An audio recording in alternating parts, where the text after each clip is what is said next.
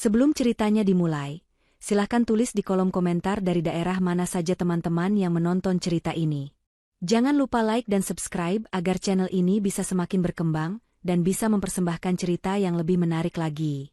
Panggilan telepon itu datang pada hari Sabtu sore, saat Diki baru saja selesai membantuku menyiram tanaman di teras kecil kami. Ponselnya yang tergeletak di atas meja kayu bergetar nyaring, menampilkan nama Ibu di layarnya. Diki menghela napas panjang, sebuah ritual kecil yang selalu dilakukannya setiap kali nama itu muncul. Ia mengusap tangannya yang kotor ke celana kerjanya sebelum mengangkat panggilan itu. Aku berhenti menyiram, membiarkan gemericik air dari selang terdiam, dan ikut mendengarkan. "Halo, Bu." "Assalamualaikum," sapa Diki dengan suara yang dibuat seramah mungkin. Aku bisa melihat otot-otot di rahangnya sedikit menegang. Dari seberang, suara Ibu Wati terdengar jelas, bahkan tanpa di loudspeaker. Suaranya tinggi, tajam, dan penuh perintah. Tidak ada basa-basi, tidak ada pertanyaan tentang kabar kami. Ia langsung ke inti persoalan. "Besok jangan lupa, acara kumpul keluarga di rumah. Semua datang, jadi kalian juga harus datang. Jangan ada alasan kerja atau sakit. Ini acara penting," kata Ibu Wati. Nada bicaranya seolah kami adalah dua anak kecil yang akan mencoba bolos sekolah. Diki melirik ke arahku. Aku memberinya tatapan yang ia kenal betul, sebuah permohonan tanpa suara. "Tolong katakan tidak. Tolong cari alasan." Tapi kami berdua tahu, menolak undangan Ibu Wati sama saja dengan menyulut api. Diki kembali menempelkan ponsel ke telinganya. "Iya, Bu. Insya Allah kami datang. Acaranya mulai jam berapa?" "Jam 10 pagi sudah harus di sini. Bantu-bantu sedikit. Tidak seperti Rani dan Danang, mereka tamu kehormatan besok, jadi tidak perlu repot. Kamu dan Salsa datang lebih awal," perintahnya lagi, tanpa sedikit pun keraguan. "Oh iya, Rani bilang dia punya kejutan besar buat keluarga. Jadi pastikan kalian lihat." Jantungku mencelos mendengar nama Rani disebut. Adik iparku itu selalu menjadi standar emas di keluarga Diki. Apapun yang ia lakukan, apapun yang ia miliki, selalu menjadi bahan pujian. Sementara kami, selalu menjadi bahan perbandingan yang menyakitkan. Kejutan besar. Aku sudah bisa menebak kejutan macam apa yang akan datang dari seseorang seperti Rani. Pasti sesuatu yang berhubungan dengan harta, sesuatu yang bisa ia pamerkan untuk membuat orang lain merasa kecil. "Baik, Bu," jawab Diki singkat, suaranya terdengar lelah. Panggilan itu ditutup begitu saja oleh ibunya, tanpa salam penutup. Diki meletakkan ponselnya kembali ke meja dengan pelan. Ia menatapku, senyumnya tampak dipaksakan. "Cuma acara kumpul keluarga biasa, sayang. Jangan terlalu dipikirkan." Aku tahu dia berbohong. Dia hanya sedang berusaha menenangkanku, menenangkan dirinya sendiri. Aku meletakkan selang air dan duduk di sampingnya. "Mas, aku tidak mau datang," kataku pelan, suaraku bergetar. Aku lelah selalu dibandingkan. Aku lelah melihat tatapan mereka, mendengar bisikan mereka. Rasanya seperti kita ini warga kelas 2 di keluarga Mas sendiri. Diki meraih tanganku, menggenggamnya erat. Tangannya kasar, sisa dari seharian bekerja di bengkel rental mobil kami, tapi genggamannya selalu terasa hangat dan menenangkan. "Aku tahu, Sal. Aku tahu persis apa yang kamu rasakan. Aku juga merasakannya. Tapi dia ibuku. Aku tidak bisa terus-menerus menghindarinya. Kita hadapi bersama, ya? Seperti biasa. Anggap saja panggung sandiwara.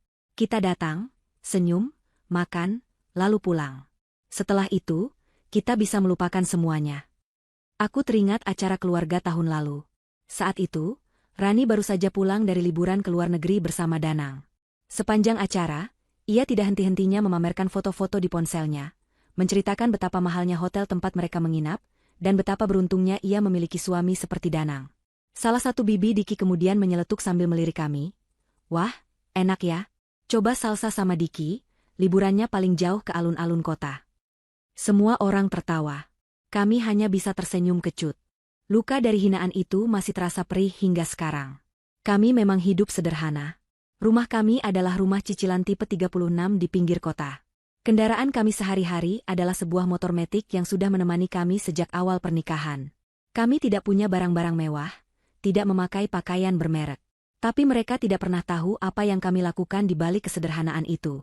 Mereka tidak tahu bahwa setiap rupiah yang kami hemat, kami putar kembali untuk membangun bisnis rental mobil yang kami rintis dari nol.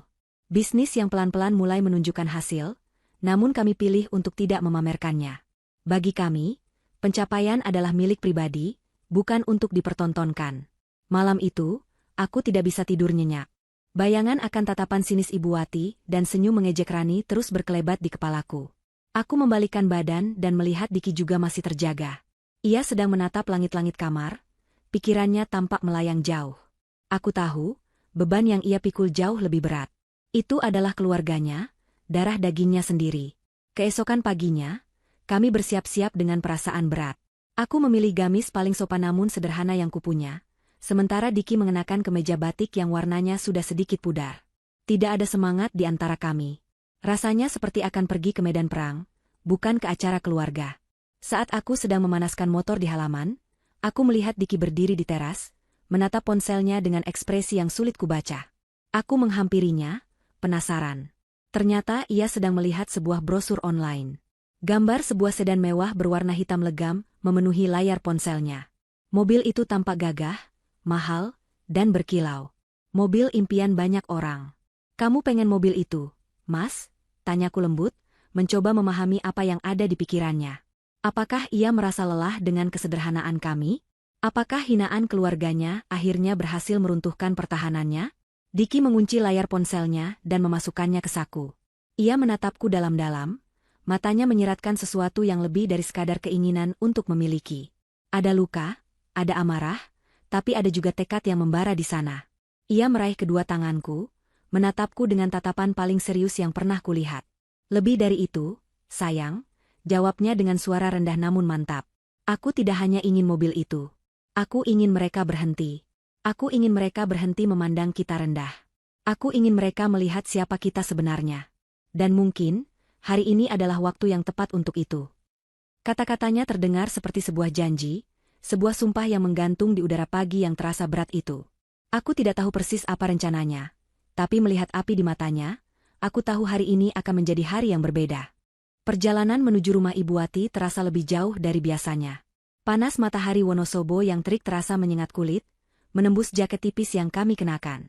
Debu jalanan beterbangan, sesekali membuatku harus menyipitkan mata. Di atas jok motor yang panas, aku memeluk pinggang Diki lebih erat, bukan karena takut jatuh, tapi untuk mencari kekuatan.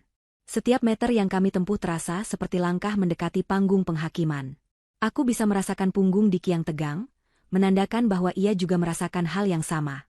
Kami melewati deretan mobil bagus milik para tetangga dan tamu yang sudah datang, lalu memarkir motor kami di sudut halaman yang paling tidak terlihat, di dekat tumpukan pot bunga yang sudah retak. Saat kami melangkah masuk, suasana riuh langsung menyambut. Rumah Ibu Wati yang tidak seberapa besar itu terasa sesak oleh puluhan anggota keluarga besar. Aroma masakan berbaur dengan berbagai macam parfum mahal. Semua orang tampak mengenakan pakaian terbaik mereka. Batik sutra, perhiasan emas, dan tas tangan bermerek tampak di mana-mana. Kedatangan kami dengan penampilan sederhana langsung menarik perhatian. Beberapa pasang mata menatap kami dari atas ke bawah, lalu mereka kembali berbisik-bisik sambil tersenyum sinis. Kami sudah terbiasa dengan sambutan seperti ini. Ibu Wati melihat kami dari ruang tengah. Ia sedang berbincang dengan beberapa saudaranya, memegang gelas berisi sirup berwarna merah. Ia hanya mengangguk sekilas ke arah kami, tanpa senyum, seolah kehadiran kami hanyalah sebuah kewajiban yang harus ditoleransi. "Kalian dari mana saja? Jam segini baru sampai," tegurnya dengan nada ketus, cukup keras untuk didengar oleh orang-orang di sekitarnya. "Macet, Bu," jawab Diki singkat, sebuah kebohongan kecil untuk menghindari perdebatan. "Alasan saja. Kalau naik mobil kan tidak akan kepanasan dan telat seperti ini," timpal salah satu bibi Diki, yang langsung disambut tawa kecil oleh yang lain. Aku hanya bisa menunduk, merasakan wajahku memanas. Ibu Wati kemudian mengibaskan tangannya ke arah dapur.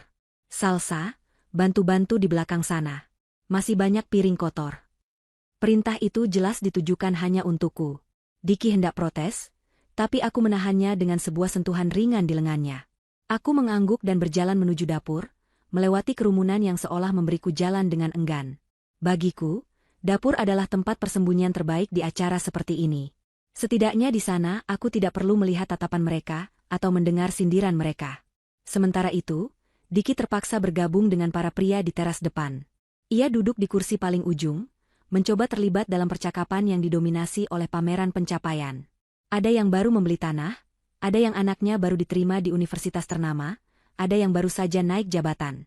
Diki, dengan pekerjaannya yang mereka anggap hanya mengurus bengkel kecil, tidak punya apa-apa untuk dibanggakan di hadapan mereka. Ia lebih banyak diam, hanya menjawab sekenanya saat ditanya.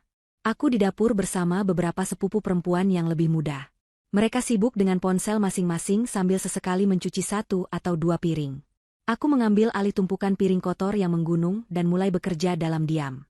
Aku bisa mendengar obrolan dari ruang tengah dengan jelas. Nama Rani dan Danang berulang kali disebut, selalu dengan nada penuh kekaguman. Katanya Danang habis dapat bonus besar dari kantornya, kata suara Ibu Wati dengan bangga.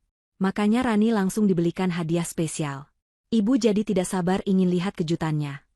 Tiba-tiba, dari arah jalan raya, terdengar suara deru mesin mobil yang berbeda. Bukan suara mobil biasa. Suaranya halus, dalam, dan berkelas. Semua obrolan di dalam rumah mendadak berhenti. Semua orang seolah menahan napas. Suara itu semakin dekat, dan kemudian sebuah sedan hitam yang sangat mewah dan mengkilap berbelok masuk ke halaman rumah. Mobil itu bergerak perlahan, seolah sengaja ingin memamerkan setiap lekuk tubuhnya yang elegan. Catnya berkilau seperti cermin di bawah sinar matahari, memantulkan wajah-wajah terpukau dari orang-orang yang menontonnya. Mobil itu berhenti tepat di depan pintu utama, mengambil posisi parkir terbaik yang seolah sudah disediakan khusus untuknya. Keheningan pecah menjadi bisikan-bisikan penuh kekaguman. Mobil siapa itu? Bagus sekali. Pasti mahal sekali harganya. Semua orang, termasuk aku yang mengintip dari jendela dapur, menatap mobil itu seolah sedang melihat sebuah penampakan. Pintu di sisi pengemudi terbuka perlahan. Kaki jenjang berbalut sepatu hak tinggi berwarna merah keluar lebih dulu, menginjak tanah dengan anggun. Kemudian, keluarlah Rani. Ia mengenakan gaun berwarna senada, kacamata hitam besar bertengger di hidungnya, dan rambutnya ditata sempurna. Ia tampak seperti seorang selebriti yang baru saja turun dari panggung. Di sisi lain, Danang, suaminya, juga keluar dengan gaya yang tidak kalah pongah. Ia mengenakan kemeja bermerek yang pas di badan dan jam tangan besar yang berkilau di pergelangan tangannya. Mereka tidak langsung masuk ke dalam rumah. Mereka berdiri sejenak di samping mobil itu, membiarkan semua orang mengagumi mereka dan harta baru mereka. Rani melepas kacamatanya dengan gerakan lambat, lalu tersenyum penuh kemenangan ke arah kerumunan keluarga yang menyambutnya seperti pahlawan. Sandiwara telah resmi dimulai, dan Rani adalah bintang utamanya. Rani dan Danang berjalan memasuki rumah dengan langkah-langkah yang diperhitungkan, seolah mereka sedang berjalan di atas karpet merah. Seluruh keluarga besar menyambut mereka dengan sorak-sorai dan pujian. Ibu Wati adalah yang pertama menghambur, memeluk putri bungsunya itu dengan erat seolah sudah bertahun-tahun tidak bertemu. Anak ibu yang paling hebat. Ya ampun, Rani, mobilnya bagus sekali. Ibu sampai tidak bisa berkata-kata, serunya dengan suara bergetar karena bangga. Ia sama sekali tidak memedulikan Danang, menantunya. Di matanya, semua pencapaian ini adalah berkat kehebatan putrinya, Rani. Ah, ibu bisa saja. Ini cuma hadiah kecil dari Mas Danang. Jawab Rani dengan nada yang dibuat-buat merendah, namun senyum di wajahnya menunjukkan kebanggaan yang meluap-luap. Ia kemudian menyalami para paman dan bibi satu persatu, setiap salam diiringi dengan pujian yang sama. Selamat ya, Ran. Hebat kamu, masih muda sudah sukses. Danang memang suami idaman. Dari sudut dapur, aku hanya bisa menyaksikan pemandangan itu dengan perasaan campur aduk. Ada rasa sakit, tentu saja, melihat betapa berbedanya perlakuan yang kami terima. Tapi ada juga rasa kasihan. Aku kasihan melihat mereka yang begitu mudah terpesona oleh hal-hal yang tampak di permukaan. Aku kasihan melihat Rani yang begitu haus akan validasi, yang harus membeli barang-barang mahal hanya untuk merasa berharga di mata keluarganya sendiri. Setelah prosesi penyambutan yang meriah itu selesai, semua orang kembali duduk di ruang tengah. Rani dan Danang diberi tempat duduk terbaik, di sofa utama bersama Ibu Wati. Sementara itu, Diki yang sejak tadi berdiri di ambang pintu, hanya mendapat anggukan singkat dari adiknya. Tidak ada pelukan, tidak ada sapaan hangat. Hanya sebuah tatapan superioritas yang seolah berkata, "Lihat, inilah levelku sekarang, jauh di atasmu." Rani meletakkan tas tangannya yang mungil namun bermerek di atas meja. Lalu, dengan gerakan teatrikal, ia mengeluarkan kunci mobil dari dalamnya. Ia tidak meletakkannya begitu saja. Ia mengangkatnya tinggi-tinggi, membiarkan logo mewah di gantungan kunci itu berkilau tertimpa cahaya lampu, lalu melemparkannya ke tengah meja kaca. Bunyi, klak, yang keras membuat semua orang kembali terdiam dan menatap ke arah kunci itu. Benda kecil itu tergeletak di sana, menjadi pusat perhatian, sebuah simbol status yang tak terbantahkan. Capek juga ya ternyata menyetir mobil sebagus itu, kata Rani sambil bersandar di sofa, mengipas-ngipasi wajahnya dengan tangan. Fiturnya canggih semua, jadi masih harus banyak belajar. Tadi saja sempat bingung cara menyalakan audionya. Kalimatnya adalah keluhan palsu, sebuah cara untuk memancing lebih banyak pertanyaan dan pujian. Dan benar saja, para paman dan bibi langsung menyambutnya dengan antusias. Mereka bertanya tentang harga mobil itu, tentang tenaganya, tentang interiornya. Rani dan Danang menjawab setiap pertanyaan dengan detail yang dilebih-lebihkan, melukiskan gambaran kemewahan yang membuat semua orang semakin terkagum-kagum. Mereka bercerita seolah pembelian mobil itu adalah sebuah perjuangan heroik, padahal aku dan Diki tahu persis. Keuangan Danang tidak akan pernah cukup untuk membeli mobil semahal itu secara tunai. Di tengah percakapan yang riuh itu, tatapan Rani tiba-tiba tertuju padaku, yang baru saja keluar dari dapur untuk meletakkan nampan berisi gelas-gelas kosong. Ia menatapku dari ujung rambut hingga ujung kaki dengan tatapan merendahkan. Senyum sinis terukir di bibirnya. Mbak Salsa, panggilnya dengan suara yang sengaja dikeraskan, membuat semua orang menoleh ke arahku. Aku berdiri kaku di dekat meja makan, merasa seperti seorang terdakwa. Kamu kapan, Mbak, dibeliin mobil sama Mas Diki? Tanyanya. Pertanyaan itu bukanlah pertanyaan tulus, melainkan sebuah serangan langsung. Naik motor teruskan kasihan, kepanasan, kehujanan. Belum lagi kalau bawa barang banyak, repot kan? Aku hanya bisa tersenyum tipis, tidak tahu harus menjawab apa. Diki yang melihatku terpojok langsung angkat bicara. Nanti juga ada waktunya, Ran. Kami nabung pelan-pelan, katanya dengan nada tenang. Tapi Rani belum puas. Ia seolah menjadikan kami sebagai panggung untuk pertunjukan kesombongannya. Ia berdiri dari sofa dan berjalan menghampiriku. Ia menatapku lekat-lekat, senyumnya semakin melebar. Makanya, Mbak Salsa, jadi istri itu jangan boros terus. Harus pintar-pintar atur uang suami. Coba bantu suami cari penghasilan tambahan, jangan cuma di rumah saja. Nabung itu penting, biar bisa punya aset. Lihat nih aku, katanya sambil memutar tubuhnya, memamerkan gaun dan perhiasannya.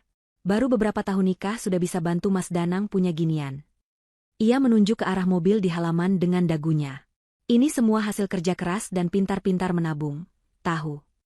Hinaan itu begitu telak, begitu terbuka.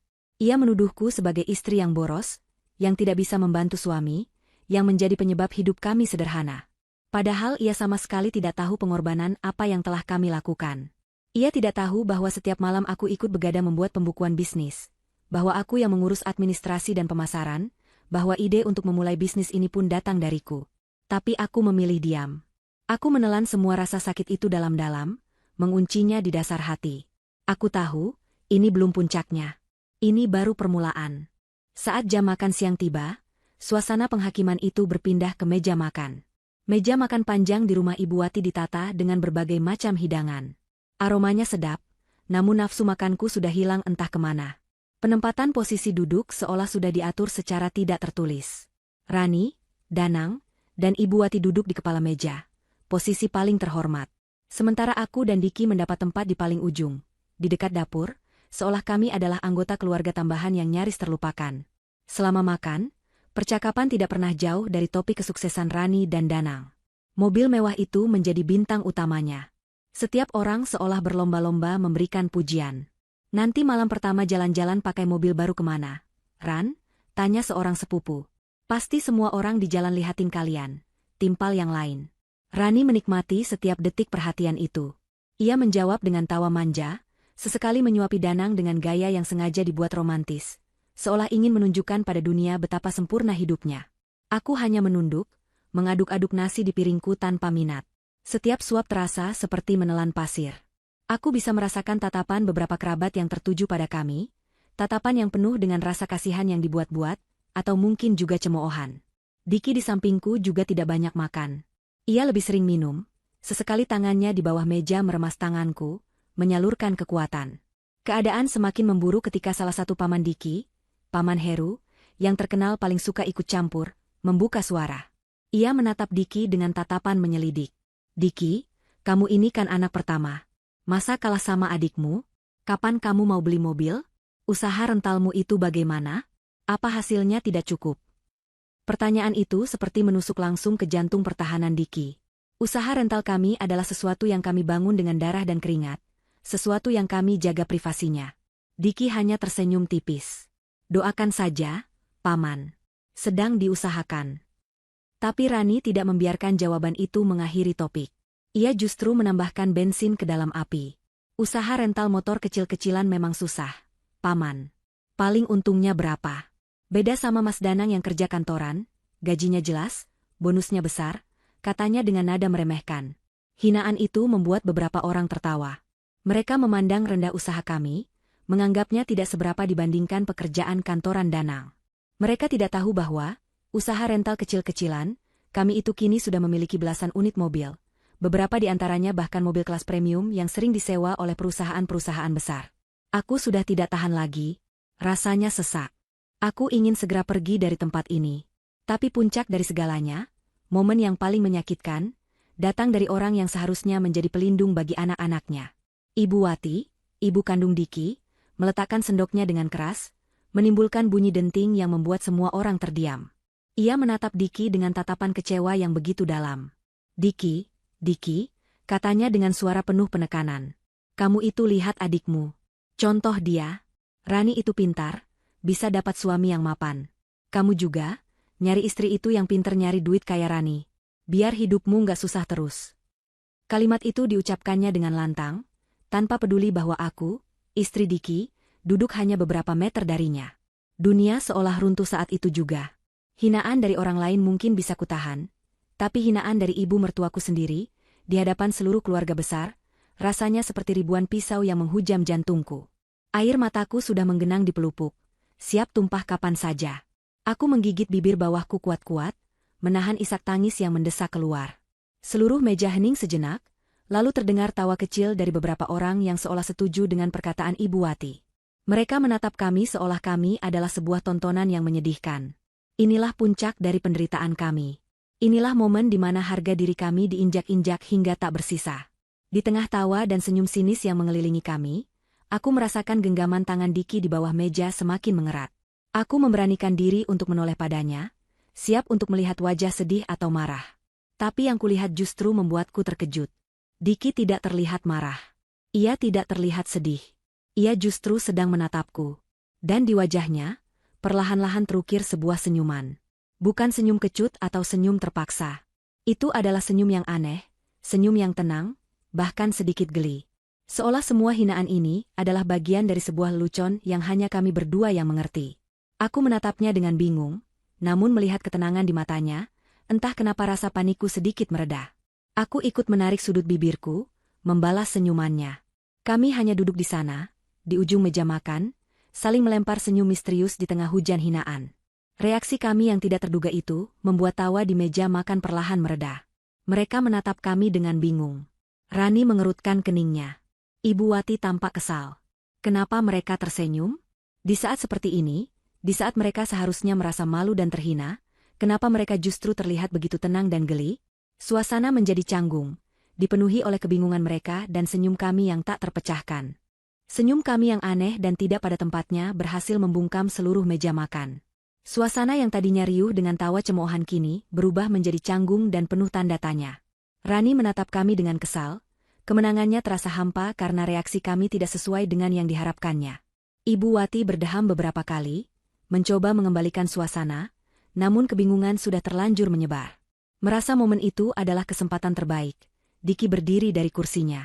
Aku ke belakang sebentar, cari angin, katanya dengan suara tenang, lalu menatapku. Kamu mau ikut, Sal? Aku mengangguk cepat, bersyukur atas kesempatan untuk lari dari neraka ini walau hanya sejenak. Kami berjalan meninggalkan meja makan, merasakan tatapan seluruh keluarga yang menusuk punggung kami. Kami tidak pergi ke halaman belakang yang ramai. Diki justru membawaku ke samping rumah, sebuah area sempit yang diapit oleh dinding rumah dan pagar tetangga. Tempat itu sepi, hanya ada beberapa pot tanaman yang layu dan tumpukan genteng bekas. Disinilah, di tempat yang tersembunyi dari pandangan semua orang, pertahananku akhirnya runtuh.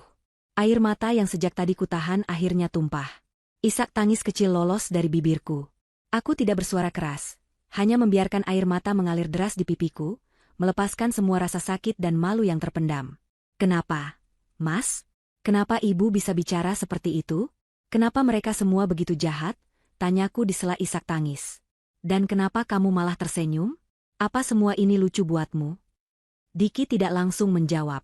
Ia menarikku ke dalam pelukannya, membiarkanku menangis di dadanya.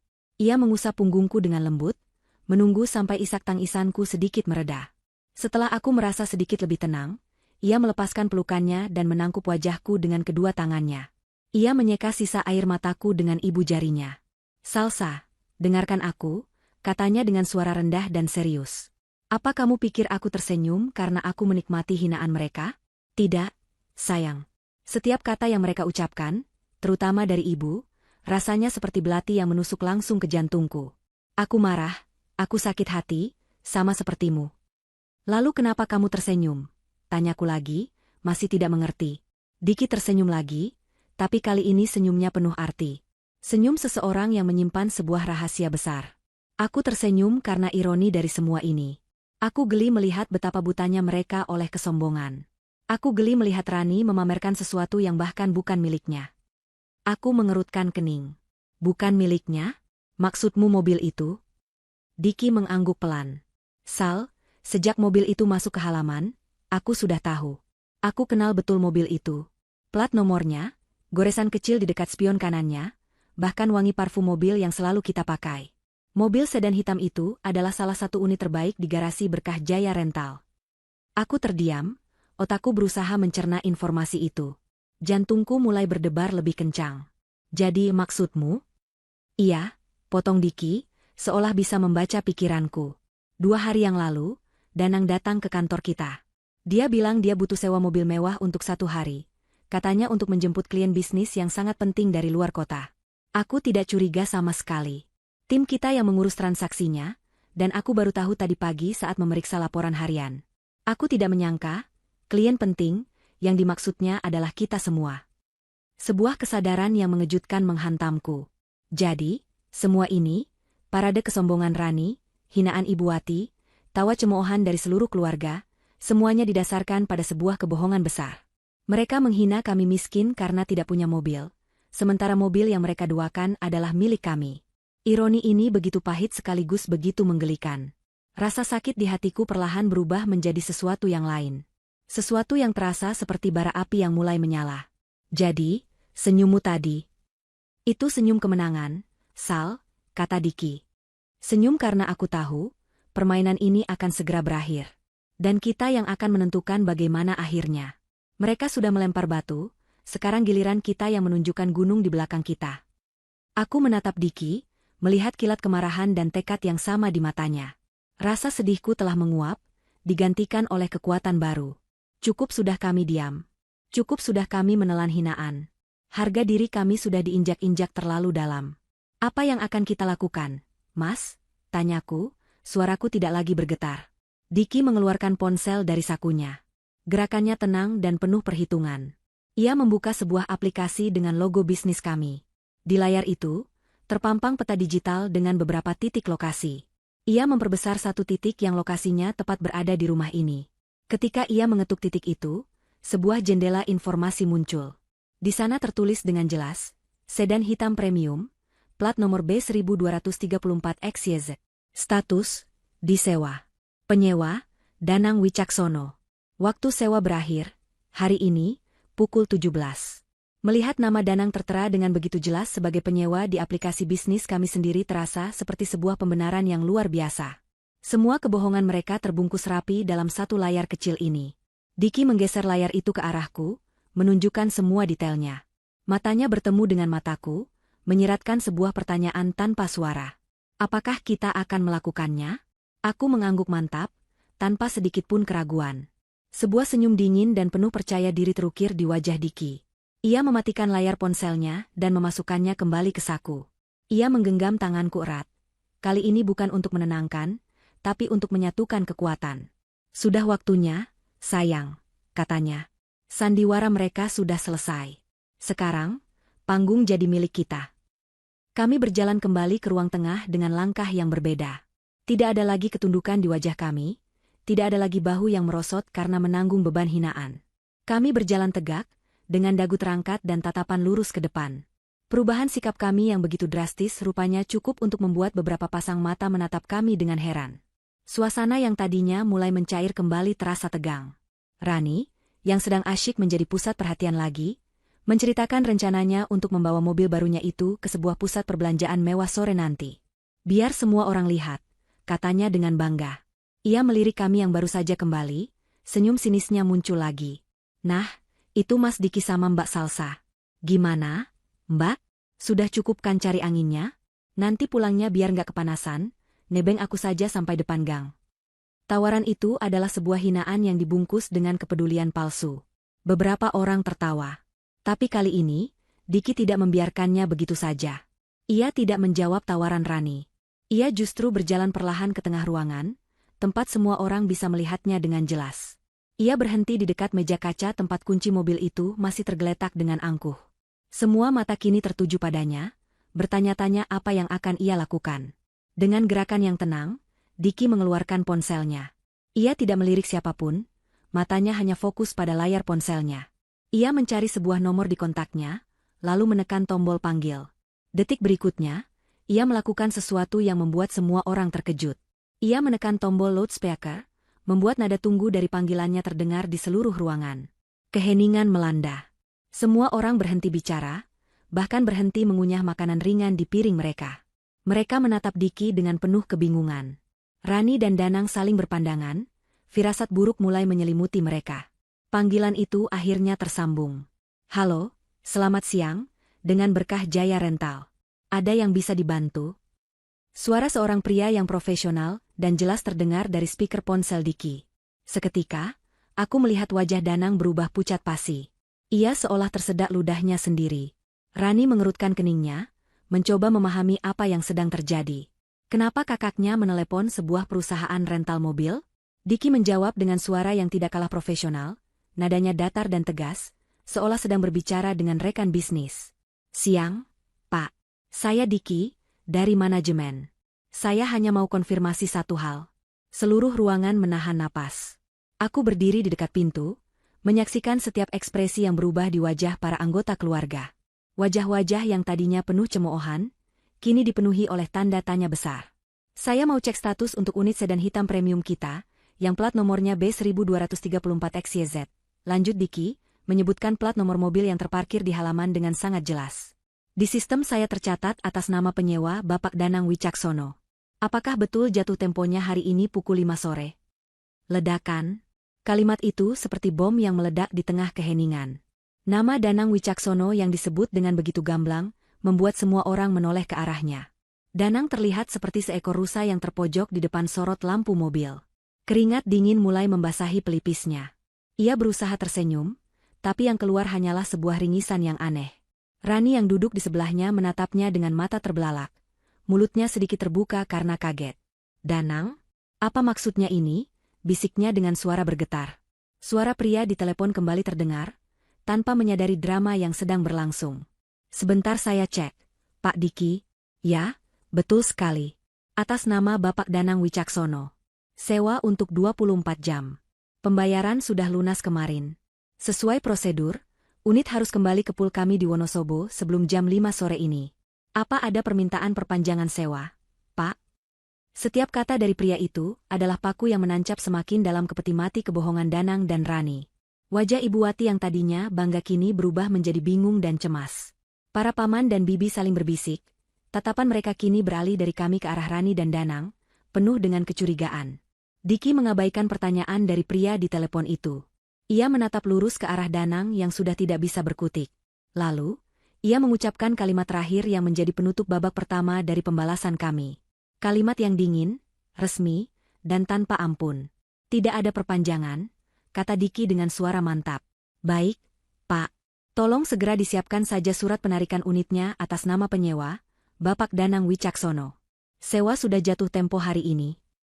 Kalimat terakhir Diki yang diucapkan melalui telepon menggantung di udara seperti vonis hukuman mati. Surat penarikan unit. Dua kata itu, yang begitu teknis dan dingin, menghancurkan sisa-sisa kebohongan yang masih coba dipertahankan oleh Rani dan Danang.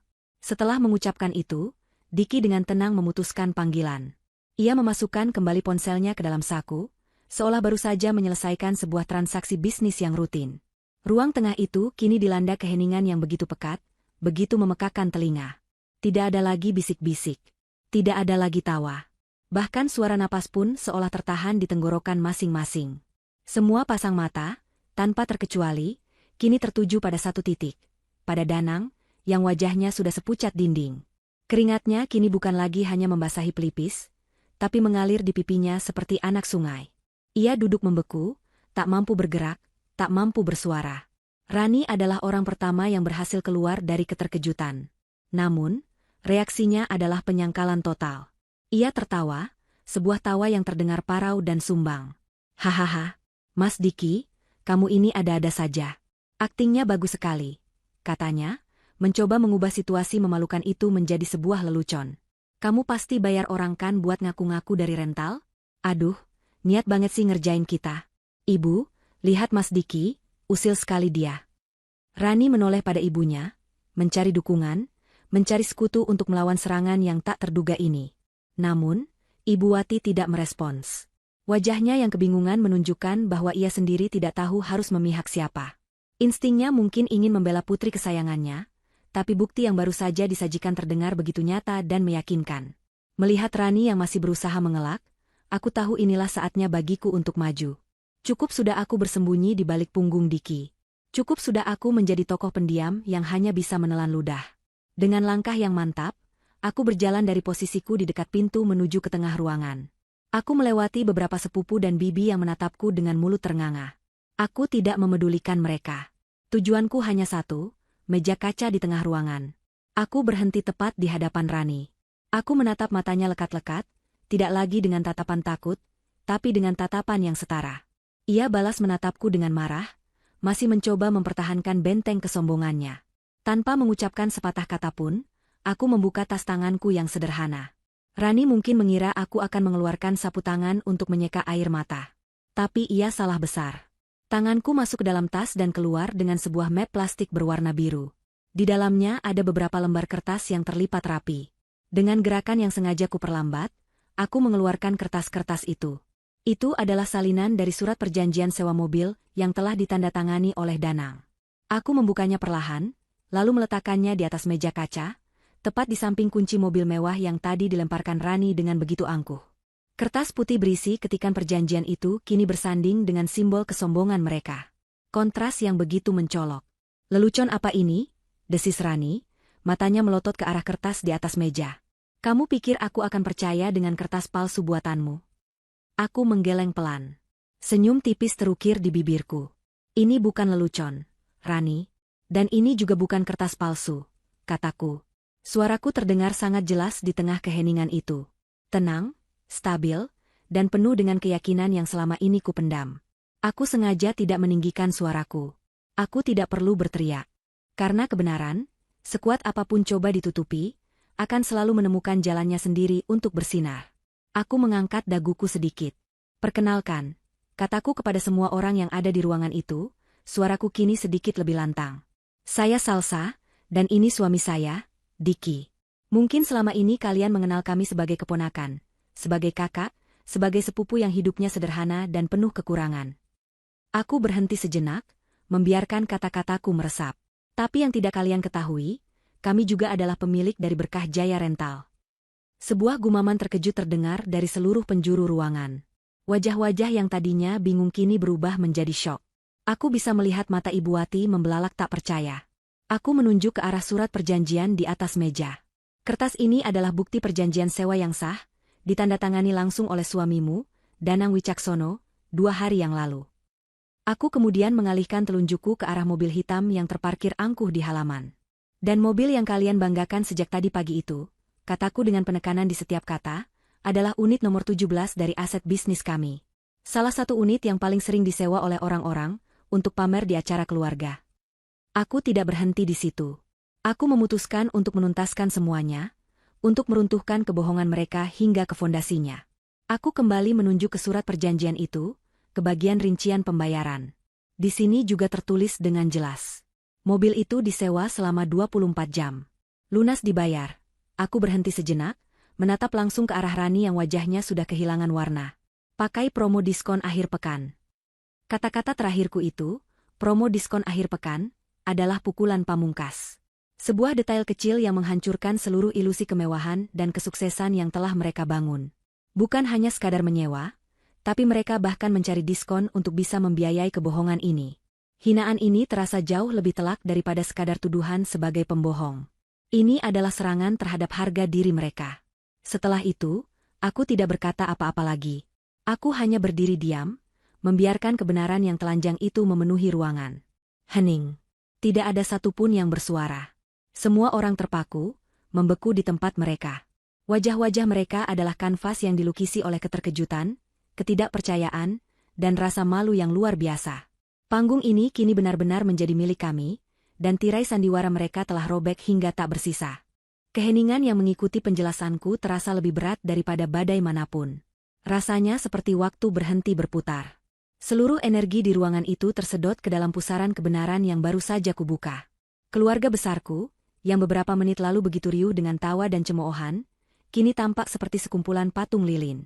Mata mereka bergerak gelisah, berpindah-pindah dari wajahku, ke wajah Diki, ke surat perjanjian di atas meja, lalu ke wajah pucat Rani dan Danang. Paman Heru, yang tadi paling vokal menanyai penghasilan Diki, adalah yang pertama berhasil menemukan suaranya kembali, meskipun yang keluar hanyalah sebuah gagap. Jadi maksudmu usaha rental kalian itu sebesar itu? Tanyanya, suaranya terdengar seperti bisikan. Ia tidak lagi menatap kami dengan pandangan meremehkan, tapi dengan tatapan penuh ketidakpercayaan. Diki, yang sejak tadi hanya dia mengamati, akhirnya melangkah maju dan berdiri di sampingku. Ia menjawab pertanyaan pamannya dengan anggukan singkat yang mantap. Alhamdulillah, Paman. Cukup untuk hidup dan sedikit investasi. Jawaban Diki yang begitu tenang dan merendah justru terasa seperti sebuah tamparan yang lebih keras bagi mereka. Ia tidak sombong, ia tidak pamer. Ia hanya menyatakan fakta. Tiba-tiba, salah seorang sepupu Diki yang lebih muda, yang selama ini dikenal paling tahu perkembangan bisnis di kota, menepuk dahinya sendiri dengan keras. Matanya membelalak seolah baru saja menyadari sesuatu yang sangat penting. Tunggu sebentar. Berkah Jaya Rental, serunya dengan suara keras, menarik perhatian semua orang. Aku tahu. Bukannya itu perusahaan rental mobil yang garasinya paling besar di kota sebelah? Yang cabangnya sekarang sudah mulai buka di beberapa kota lain di Jawa Tengah? Yang sering jadi sponsor acara-acara besar itu. Pertanyaan retoris itu adalah konfirmasi dari pihak ketiga. Itu adalah validasi eksternal yang mengesahkan semua yang baru saja kami katakan.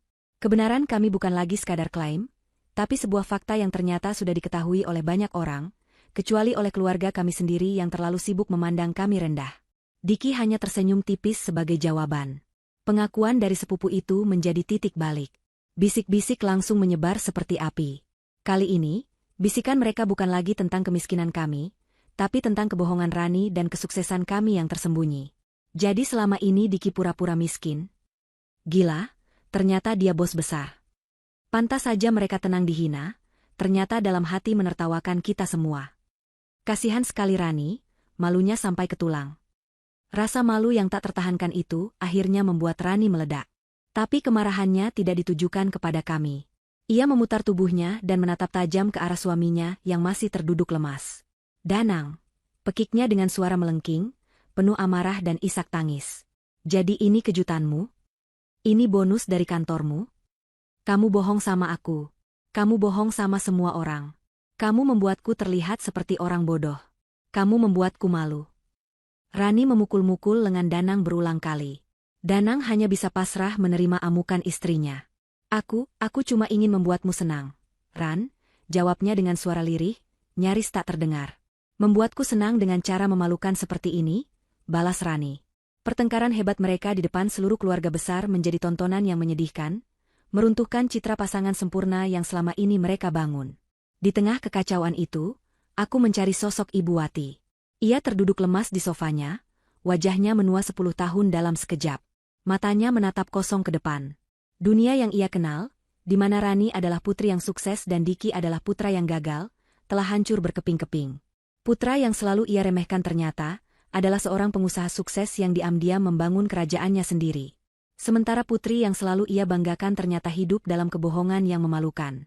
Rasa bangganya telah berubah menjadi debu.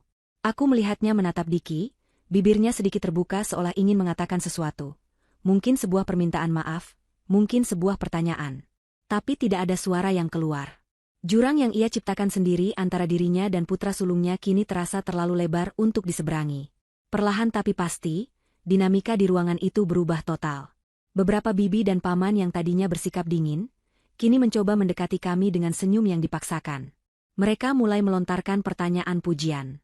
Wah, Diki, hebat sekali kamu, tidak pernah cerita.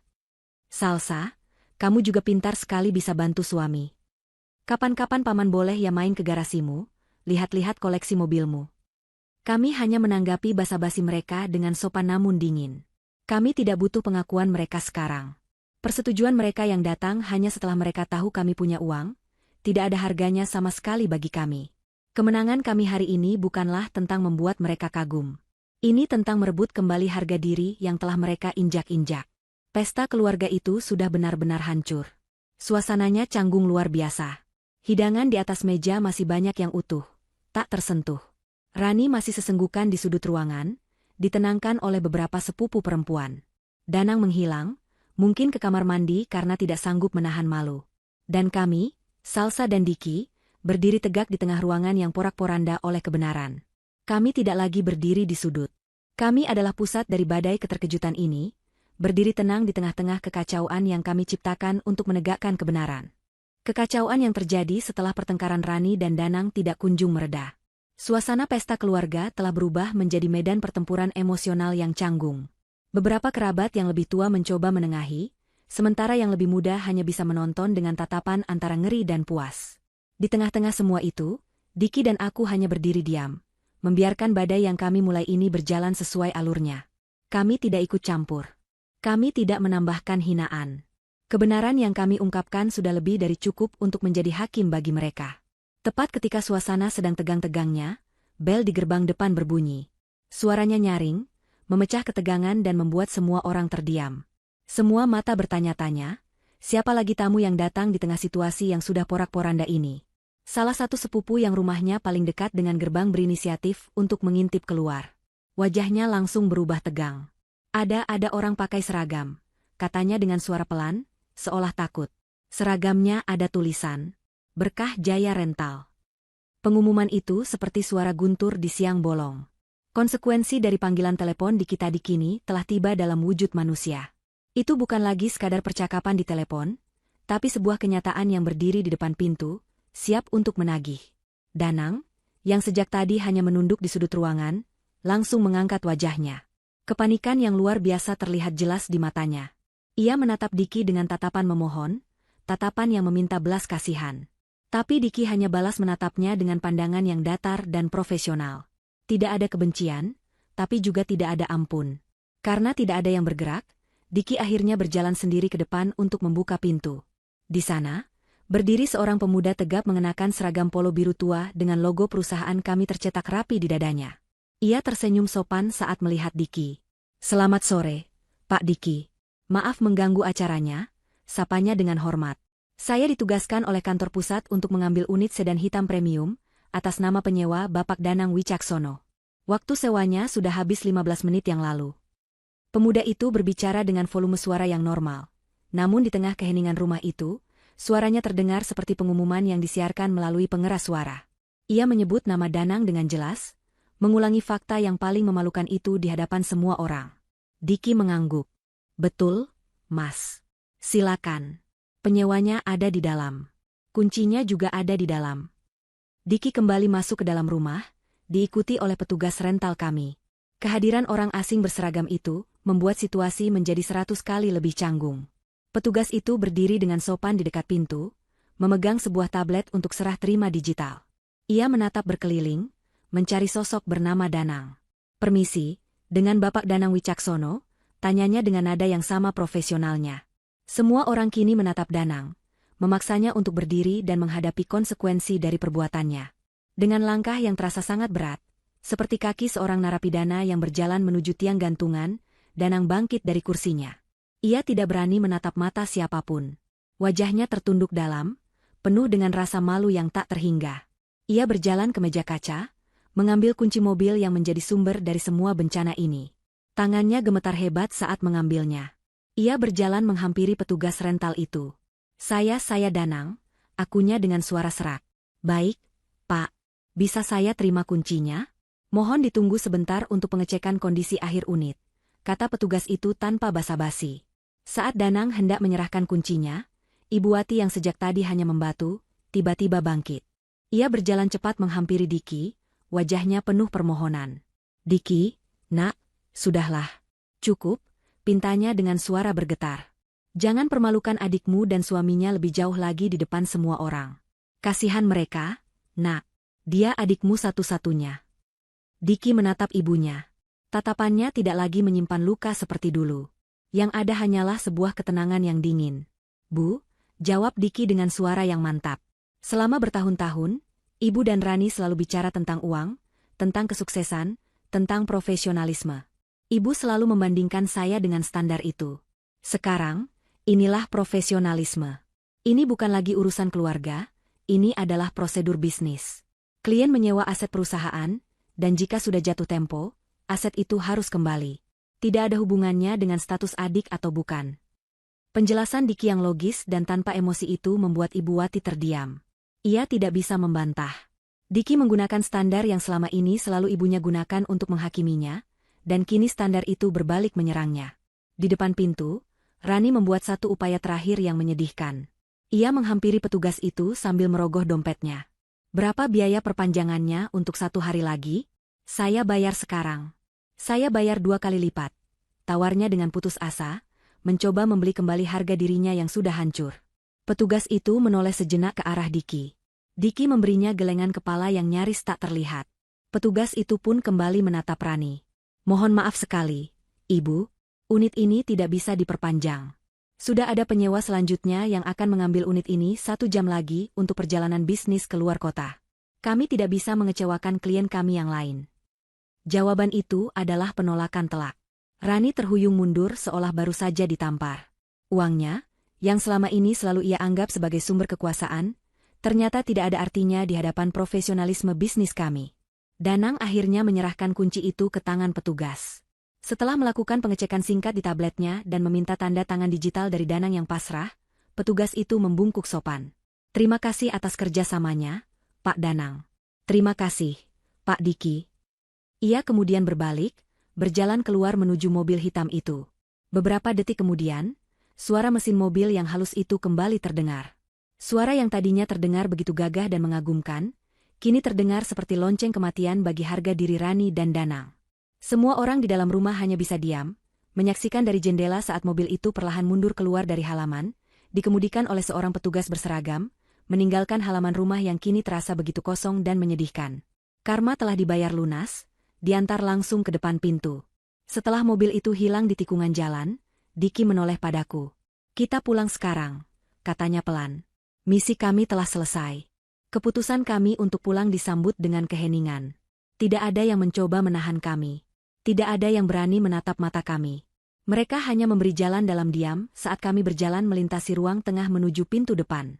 Kami melewati Ibu Wati yang masih berdiri mematung, wajahnya dipenuhi penyesalan yang terlambat. Kami melewati Rani yang menangis terseduh-seduh di pelukan seorang bibi. Dan kami melewati para kerabat yang kini menatap kami dengan campuran rasa takut, segan, dan mungkin sedikit kekaguman. Kami melangkah keluar dari rumah itu, meninggalkan di belakang kami sebuah pesta keluarga yang telah hancur dan sebuah kebohongan besar yang telah terbongkar. Udara sore Wonosobo yang sejuk terasa begitu menyegarkan, membersihkan paru-paru kami dari atmosfer beracun di dalam sana. Kami berjalan menuju sudut halaman, ke tempat motor metik kami yang sederhana terparkir. Kontrasnya begitu tajam. Mobil mewah yang menjadi pusat drama tadi telah pergi, dan yang tersisa hanyalah kendaraan jujur kami, saksi bisu perjalanan hidup kami yang sesungguhnya. Saat Diki sedang menyalakan mesin motor, aku mendengar suara panggilan dari arah pintu. Diki, Salsa. Itu suara Ibu Wati. Suaranya terdengar parau dan putus asa.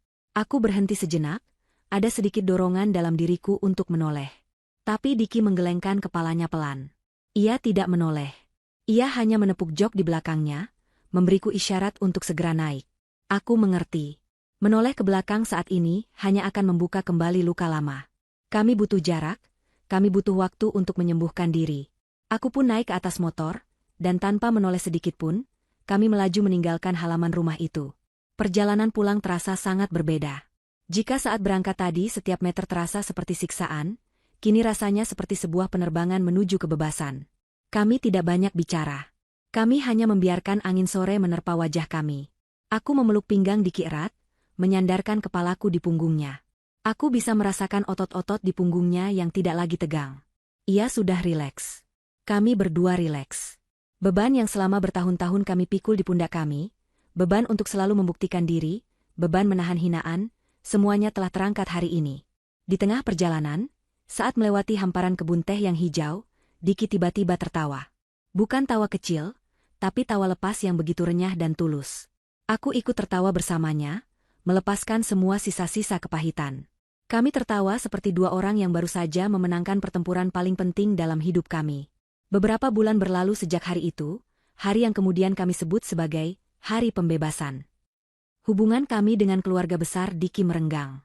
Ibu Wati beberapa kali mencoba menelepon, mengirim pesan singkat berisi permintaan maaf yang canggung. Rani dan Danang menghilang sepenuhnya dari peredaran. Kami dengar mereka pindah keluar kota karena tidak sanggup menanggung malu. Kami tidak membenci mereka. Kami hanya memilih untuk menjaga jarak demi kesehatan mental kami sendiri. Suatu sore di bulan September, sekitar pukul 3, aku dan Diki sedang duduk di kantor baru kami. Bukan lagi sebuah bengkel sempit, tapi sebuah bangunan 2 lantai yang modern dan profesional, terletak di jalan utama kota. Dari jendela kaca, kami bisa melihat deretan mobil milik Berkah Jaya Rental yang terparkir rapi di halaman yang luas. Bisnis kami berkembang pesat. Kejujuran dan kerja keras kami membuahkan hasil yang manis. Aku sedang memeriksa laporan keuangan bulanan saat ponsel Diki yang tergeletak di meja bergetar. Sebuah pesan masuk. Dari Ibu Wati. Isinya adalah sebuah undangan digital untuk acara syukuran di rumahnya. Diki membaca pesan itu tanpa ekspresi. Ia tidak menunjukkan kemarahan, tidak juga kesedihan. Hanya sebuah ketenangan. Ia menatapku, mengangkat alisnya seolah bertanya. Aku balas menatapnya dan memberinya senyuman kecil sambil menggelengkan kepala. Aku tahu persis apa yang harus kami lakukan. Tanpa ragu, Diki menekan tombol hapus pada pesan itu. Undangan itu hilang dari layarnya, dan juga dari pikiran kami. Kami tidak lagi membutuhkan pengakuan mereka. Kami tidak lagi terikat oleh kewajiban keluarga yang menyakitkan. Diki bangkit dari kursinya dan berjalan ke arah dispenser untuk membuatkan kami teh. Aku memandanginya, suamiku, partner hidupku. Pria yang telah berdiri bersamaku melewati badai tergelap. Ia kembali dengan 2 cangkir teh hangat. Ia memberikan satu untukku, lalu duduk di sampingku, menatap ke arah halaman parkir yang mulai disinari cahaya keemasan matahari sore. Lihat, Sal, katanya pelan. Semua ini kita yang bangun. Dari nol. Dengan keringat kita sendiri, bukan dengan pameran atau kebohongan. Aku mengangguk, menyandarkan kepalaku di bahunya. Dan dengan kesabaran, tambahku. Kami duduk di sana dalam diam yang nyaman, menyeruput teh hangat kami sambil memandangi buah dari kerja keras kami. Di kejauhan, kami bisa melihat Gunung Sindoro berdiri dengan gagah di bawah langit Wonosobo yang mulai berwarna jingga. Kami telah menemukan kekayaan kami yang sesungguhnya. Bukan pada deretan mobil yang mengkilap, tapi pada ketenangan hati, pada harga diri yang utuh, dan pada kekuatan cinta kami yang telah teruji oleh waktu dan hinaan. Fajar yang baru telah tiba dalam hidup kami, dan kami siap menyambutnya bersama, hanya berdua. 5 tahun telah berlalu sejak hari yang kami sebut sebagai Hari Pembebasan. 5 tahun yang terasa seperti seumur hidup, dipenuhi dengan perubahan yang tidak pernah kami bayangkan sebelumnya. Sore itu, di pertengahan bulan September yang cerah, aku dan Diki berdiri di atas petak tanah yang baru saja kami beli. Letaknya di sebuah lereng yang tenang, menghadap langsung ke hamparan perbukitan hijau dan, di kejauhan, siluet megah dataran tinggi Dieng yang diselimuti kabut tipis. Udara di sini, di ketinggian Wonosobo, terasa bersih dan sejuk, membawa aroma tanah basah dan dedaunan. Kami tidak lagi hanya berdua. Di antara kami, seorang gadis kecil berusia 4 tahun berlari-larian dengan tawa riang. Namanya Cahya. Putri kami, cahaya hidup kami. Ia mengejar kupu-kupu putih dengan langkah-langkah kecilnya yang belum stabil, gaun kuningnya berkibar-kibar di tiup angin. Melihatnya, hatiku dipenuhi oleh rasa syukur yang begitu meluap hingga terasa sesak. Inilah hasil dari semua perjuangan kami. Bukan tanah ini, bukan pula deretan mobil yang terus bertambah di garasi Berkah Jaya Rental. Tapi ini, kedamaian ini, tawa riang seorang anak yang tumbuh tanpa pernah harus merasakan beban penghakiman. Diki merangkul bahuku dari samping, tatapannya mengikuti arah pandangku, tertuju pada Cahya. Dia tidak akan pernah tahu rasanya dipandang rendah, bisik Diki, seolah bisa membaca pikiranku. Dia akan tumbuh dengan tahu bahwa nilai dirinya tidak diukur dari apa yang ia miliki, tapi dari siapa dirinya. Aku menyandarkan kepalaku di bahunya. Karena ayahnya telah memberinya contoh terbaik, balasku pelan. 5 tahun ini telah mengajari kami banyak hal. Bisnis kami, Berkah Jaya Rental, telah berkembang melampaui impian terliar kami. Dari belasan unit, kini kami mengelola hampir 100 unit kendaraan, dari mobil keluarga biasa hingga bus pariwisata dan mobil-mobil mewah yang dulu hanya bisa kami lihat di brosur. Kami membuka beberapa cabang baru, menciptakan lapangan pekerjaan bagi puluhan orang di kota kami. Secara finansial, kami lebih dari stabil. Kami bisa membeli rumah yang jauh lebih besar, mobil pribadi yang lebih mewah dari milik Rani dulu, atau perhiasan apapun yang kuinginkan. Tapi kami tidak melakukannya. Rumah kami tetaplah rumah tipe 36 yang kami cicil dulu, hanya saja kini sudah kami renovasi menjadi lebih nyaman dan asri. Kendaraan sehari-hari kami pun masih motor metik yang sama, walau kami juga punya satu mobil keluarga yang kami gunakan saat bepergian dengan Cahya. Kami belajar bahwa setelah semua kebutuhan dasar terpenuhi, kekayaan materi tidak lagi membawa kebahagiaan yang sepadan. Yang kami cari kini adalah kekayaan dalam bentuk lain, waktu, ketenangan, dan kebebasan. Masih sering teringat hari itu, tanyaku sambil menatap langit yang mulai berubah warna. Diki terdiam sejenak, aku tahu persis hari apa yang kumaksud. Kadang-kadang, jawabnya jujur. Bukan karena rasa sakitnya, tapi sebagai pengingat. Pengingat tentang betapa berbahayanya hidup yang dibangun di atas kebohongan dan gengsi. Dan pengingat bahwa diamnya orang sabar bukan berarti kekalahan. Hari itu memang menjadi titik balik yang fundamental. Setelah kejadian itu, kami tidak pernah lagi menghadiri acara keluarga besar. Hubungan kami dengan mereka terputus secara alami. Kami tidak menyimpan dendam, kami hanya memilih untuk melindungi kedamaian kami. Pilihan itu ternyata adalah keputusan terbaik yang pernah kami ambil.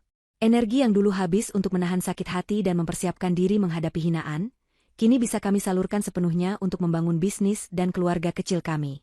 Sudah sore, kita cari makan yuk? Kasihan Cahya, sepertinya sudah lapar, kata Diki. Aku memanggil putri kami, yang berlari menghampiri kami dengan napas terengah-engah dan pipi yang merona. Kami memutuskan untuk pergi ke salah satu warung mie ongklok favorit kami di pusat kota, sebuah tempat sederhana yang selalu ramai. Saat kami sedang menikmati hidangan kami di tengah riuhnya suasana warung, pintu warung terbuka. Seorang wanita parubaya masuk, berjalan dengan langkah yang sedikit ragu. Rambutnya lebih banyak dihiasi uban daripada yang kuingat. Pakaiannya sederhana, dan ada gurat-gurat kelelahan yang dalam di wajahnya. Butuh beberapa detik bagiku untuk menyadari siapa wanita itu. Dia adalah Ibu Wati. Jantungku berdebar sedikit lebih kencang. Ini adalah pertama kalinya kami bertatap muka dengannya setelah 5 tahun. Ia sepertinya belum melihat kami.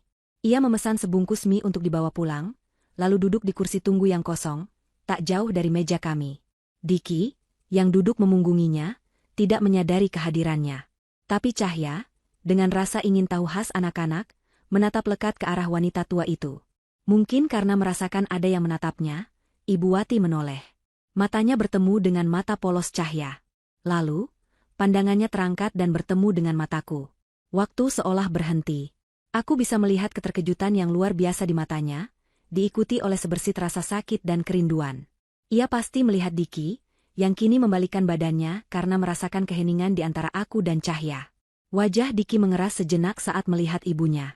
5 tahun tidak cukup untuk menghapus semua luka.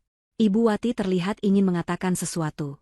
Bibirnya sedikit terbuka, tapi tidak ada suara yang keluar. Matanya berkaca-kaca saat melihat Cahya, cucu yang tidak pernah ia kenal. Dengan gerakan yang ragu, ia berdiri dan berjalan pelan menghampiri meja kami. Diki, sapanya dengan suara serak. Diki hanya mengangguk singkat. Ibu, jawabnya, nadanya sopan namun berjarak. Ibu Wati tidak berani menatap Diki lebih lama. Pandangannya jatuh pada Cahya. Ini anakmu? Tanyanya pelan. Namanya Cahya, jawabku lembut, mencoba mencairkan suasana yang begitu beku. Sebuah senyum sedih terukir di wajah Ibu Wati. Cantik sekali, bisiknya. Halo, Cahya. Nenek.